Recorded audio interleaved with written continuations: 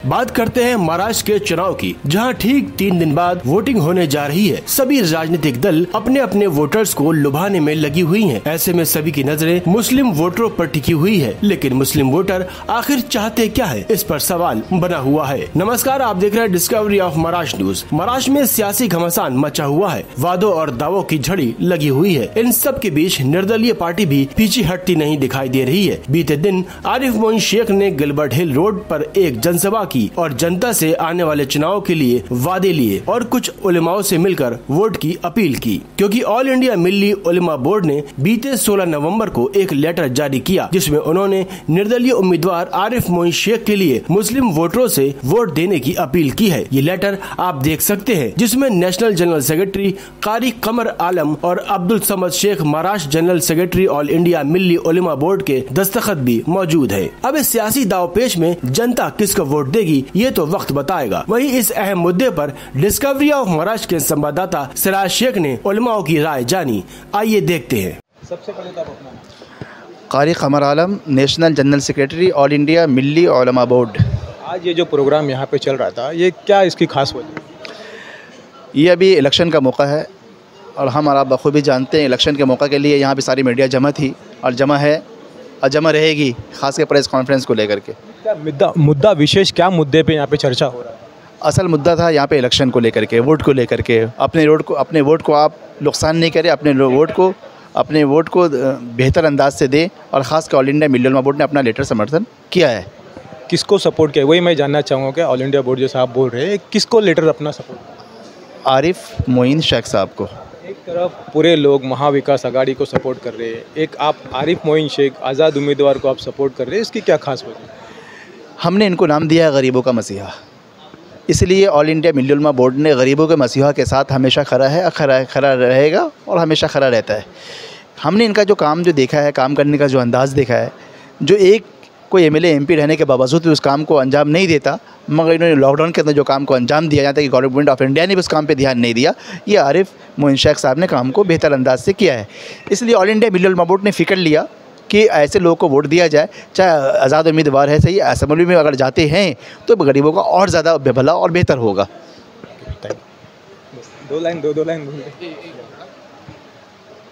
आपसे काफ़ी टाइम सोचे कि आपसे हमारी कुछ बातचीत होना चाहिए, लेकिन क्या लगता है आरिफ मोइन जी को आप सपोर्ट कर रहे हैं, क्या इसी खास वजह? सिराज भाई, मैं आपके चैनल के माध्यम से पहली बार आया हूँ, बहुत बहुत शुक्रिया आपका। आप जानते हैं कि हम सब मैं जो है मोहसिन हैदर साहब का साथी हूँ, उनके साथ काम करता हूँ।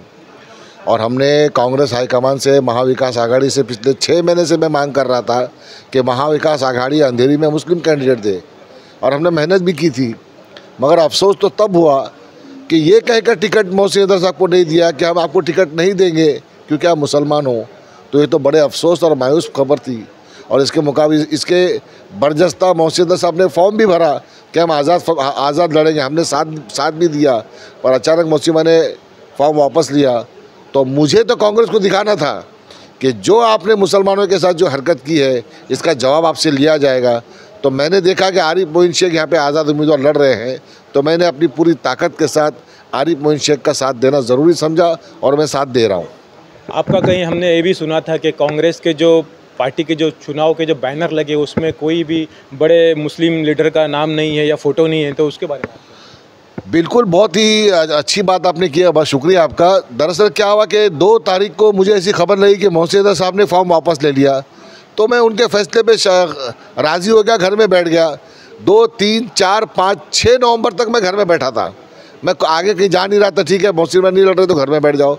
6 तारीख को मेरे हाथ में एक ऐसे हैंडबिल आया जिसके अंदर महाविकास आघाड़ी के तमाम लीडरों की फ़ोटो थी, यहाँ तक कि कांग्रेस के डिस्ट्रिक्ट प्रेसिडेंट क्लाइव डेविस की भी फ़ोटो थी।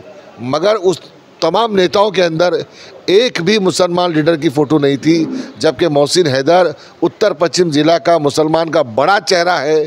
मगर मुझे अफसोस हुआ उस बात पे कि उस हैंडबिल के अंदर भी टिकट तो दी नहीं कांग्रेस ने, मगर उस हैंडबिल में भी कांग्रेस ने मुसलमानों के साथ सौतेला सलूक किया और मोहसिन हैदर को फ़ोटो से दूर रखा। तो उस वक्त उस हैंडबिल के बाद मैंने एहतजाज के तौर पे आरिफ मोइन का खुलकर साथ देने का फैसला कर लिया।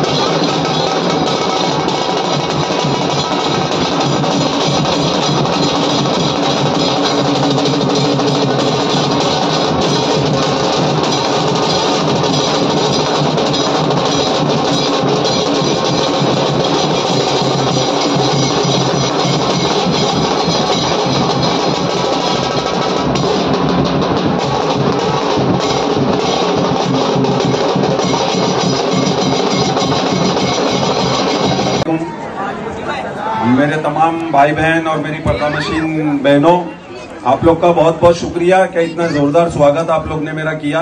खास करके मेरे तमाम भाई जो इस तैयारी में लगे हुए थे, आप लोग का तहे दिल से शुक्रिया जो आप लोग ने मेरे लिए इतना किया। मेरी माँ बहनों, देखो 20 तारीख को इलेक्शन आने वाला है और ये इलेक्शन जो है हमारी यहाँ की तरक्की का इलेक्शन है, हमारे यहाँ पर काम होने वाला इलेक्शन है, हमारे यहाँ पर हर एक वो चीज का इलेक्शन है जिससे हमें रोका जाता है। आज आप लोग देखो कि कम से कम 4 साल हो गया कॉरपोरेशन बंद होके, कोई लीडर ने तुम्हारे बीच में आके मुंह नहीं दिखाया है आरिफ के अलावा। कोई लीडर को देखे आप लोग ने? कोई कांग्रेस के लीडर को या बीजेपी के लीडर को, किसी को आप लोग ने अपने बीच में देखा? नहीं देखा। क्यों? क्योंकि इनको सिर्फ आपके वोट चाहिए। इनका बोलना है कि आप इनको जिताओ और इनको पैसे वाला बनाओ, और ये पैसे वाला बनने के बाद आप लोग की तरफ झांक के भी नहीं देखेंगे। आज आप लोग देखो इलाके में यही जो गली है इसका कितना बुरा हाल था। मक्का मस्जिद के सामने जो है हमेशा गटर का पानी जमा हुआ रहता था। आज मस्जिद के सामने गटर का पानी जमा हुआ रहता था, लेकिन किसी को पड़ी नहीं थी यहाँ पर आके काम कराने की। और अल्हम्दुलिल्लाह मैंने कुछ महीनों पहले जो है यहाँ पूरी लादी लगाया, ये गटर बनाया, गटर को ऊंचा किया, तो आज मस्जिद के सामने पानी वगैरह कुछ नहीं और अल्हम्दुलिल्लाह बहुत अच्छे से साफ सफाई रहती है। आज मैंने काम सिर्फ यहाँ का ही नहीं किया हूँ, मैंने काम आप लोग जाके देखो, सागर सिटी देखो, सागर सिटी देखो मैंने कितनी खूबसूरत बना दिया, और जहाँ पर हमारे रिहैब के भाई बहन रहते हैं आज वहां पर पूरी लादी लगा दिया, वहां पर कलर कर दिया, वहां पर ऐसी बहुत सी चीज कर दिया जिससे मैं आप लोग को अच्छी जिंदगी दे सकूं। तो मेरे भाई और बहनों, अभी उसके बाद में ये नूरानी चाल देख लो। नूरानी चाल का जो सामने का जो हिस्सा है उसका कितना बुरा हाल हो गया था, पूरे छत टूट गए थे, ऊपर से झाड़ की लकड़ियां गिर रही थी। तो मेरे को यहाँ के हमारे भाई लोग ने बुलाए और बोले कि भाई ये अब उनको बनाना है। मैंने तुरंत अगले दिन काम चालू करा दिया और वो आज इतने अच्छे से मैंने बना के दिया हूँ। मैं समझता हूँ वहां पर एक अच्छा प्रोग्राम हो सकता है, नूरानी चाल का या आस पड़ोस का एक अच्छा प्रोग्राम हो सकता है, जहाँ पर कम से कम 100 लोग आके बैठ सकते हैं। आज आप ग्रीन गेट का हॉल देखो, आप लोग ग्रीन गेट के हॉल की हालत क्या थी जब आप लोग वहां शादी कराने जाते थे। आज जाके देखो ग्रीन गेट हॉल को मैंने कितना खूबसूरत बना दिया है। गिलबटी की हर एक गली, नूरानी चाल, बेकरी की गली, फिर यहाँ न्यू इंडिया सोसाइटी, मक्का मस्जिद की सोसाइटी, हर जगह जो है मैंने काम किया हूँ। खास करके खानदेसी मोहल्ले की मैं एक बात बताता हूँ। आज आपके बीच में इन लोग आकर ये बोलेंगे कि भाई मुसलमानों का वोट बटेगा, तो आप लोग इनको ये पूछना कि भाई तुम कहाँ थे जब मुसलमानों को काम की जरूरत थी? जब हमको काम की जरूरत थी तुम लोग कहाँ पर चले गए थे? आज वहाँ खानदेसी मोहल्ले में कम से कम 200 घर ऐसे थे जो 3 साल तक गटर और संडास मिला हुआ पानी आप इन लोग ने पिया हुआ है। तो मेरे को ये बताओ कि ये ऐसे लोग कांग्रेस और बीजेपी वाले जो ये समझते हैं कि मुसलमान उनके गुलाम है, वो 3 साल से हमारी माँ बहनों भाइयों को वहां पर ये गटर और संडास में मिला हुआ पानी पिला रहे थे। वहां पर इन लोग ने पाइप तक बदली कराने का काम नहीं किया। बाद में हमारी बहन मलिका मेरे पास आई, बोली कि भाई ये सब काम जरा करवा के दे दो। दूसरे लोग भी मेरे पास आए, तो मैं 2 से 3 दिन में वहां पर काम चालू किया। और जब वहां पर मैंने वो पाइप का हाल देखा ना, पाइप का हाल, तो मेरे को वो पाइप का हाल देखकर हम मुसलमानों पे तरस आया, यकीन मानो। इसलिए तरस आया कि वो पाइप का हाल और हमारी बस्ती का हाल इन्होंने एक करके रखा हुआ है, क्योंकि वो पाइप जो है हर जगह से खड्डे निकले हुए थे उसके अंदर। अगर आप यही हाल हमारा रहा और आप लोग ऐसा ही इनको बर्दाश्त करते रहे, तो इतना ध्यान में रखना, ना आप लोग के पास पानी रहेगा, ना आप लोग के पास अच्छी गली रहेगी, ना आप लोग के पास अच्छी सुविधा रहेगी। ये लोग सिर्फ आके आप लोग के सामने बातें ही करेंगे और कुछ भी नहीं करेंगे। आज यहां पर क्या बोलते हैं अपना एकता बिल्डिंग जो जनता कॉलोनी में बनी हुई है, वहां पर आप जाके देखो, मैंने एकता बिल्डिंग को कितना खूबसूरत बना दिया हूं। वहां के लोग जो है, यहाँ तक कि हमारे हिंदू भाई लोग, उनका ये बोलना है कि आरिफ भाई हमारी बिल्डिंग जो है नर्क जैसी थी, तुमने उसको स्वर्ग बना के दे दिए। आज हर जगह गंदगी थी वहां पर। आज अजमेरी मोहल्ले में मेरी माँ बहनों 12 साल से कचरा नहीं उठाया हुआ था। कितने साल से? 12 साल से। कम से कम 3 महीना लगा मेरे को वहां का कचरा उठाने के लिए। और वहां पर डेंगू, मलेरिया, यानी इतनी बीमारियां हो रही थी कि मैं आपको क्या बोलूं। आज यही चीज R14 जो गिलबटिल वाले लोग ने तोड़ के गए ना, R14 के अंदर लोग ऐसा हाल हो गया था कि कचरे के ऊपर सो रहे थे, कचरे के ऊपर।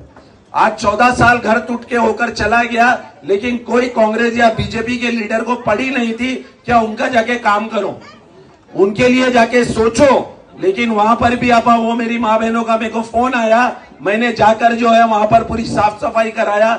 वहां पर पानी की टाकी के अंदर सेम सागर सिटी, और वहां पर इतने बड़े बड़े चूहे अंदर मरे हुए थे। वो चूहे मरा हुआ पानी वो बेचारे कई साल तक पी रहे थे। ये वहां पर टाकी भी साफ कराने की इनकी औकात नहीं थी, और ये आपके बीच में दोनों पार्टी वाले इलेक्शन लड़ने आ गए। आज कई सालों तक खानदेशी मोहल्ला, सदाबहार मोहल्ला, अपना सागर सिटी, अपना जनता कॉलोनी, फिर R14 की बिल्डिंग, ये सब लोग इतने परेशान थे ये चीज से, ये गंदगी से, क्या वहां पर बीमारी, लोग परेशान। हमारी माँ बहनें घर के बाहर नहीं निकल रही थी।